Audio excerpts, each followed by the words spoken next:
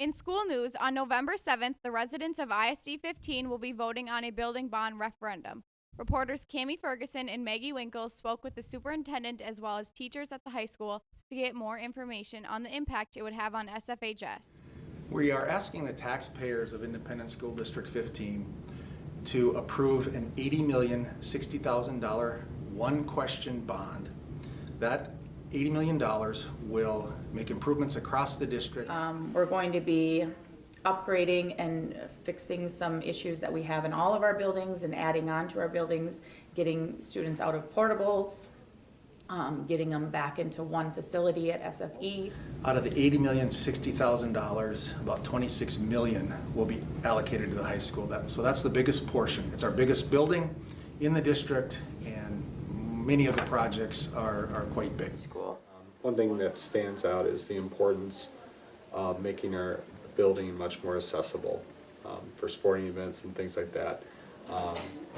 We haven't really updated that in a long time, and that's something that concerns me a little bit, is that like when grandparents come to football games or soccer games or track, there really isn't the ability for them to sit out there. So that's something that we've earmarked as very important. Also would help us as we do graduation outside to make it more accessible for people that are in wheelchairs, and that can be students and parents. So, and that would also be across the board. It affects me as a teacher, but also because my own children go to the school district. This whole bond is about giving kids more opportunities. We also are looking at modifying the media center so it's more open to support student groups, so students would do that. The biggest difference this time around is that there's only one question.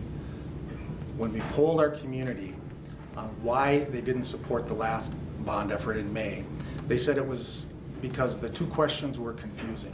And so we narrowed that down just to education spaces and refurbishing all of the buildings, getting rid of the portables, many of the things that have been mentioned earlier. And people said that they could support that. I think one of the things that I think about is the safety and the security. And I know that there are things that they're going to do to the buildings to help improve that.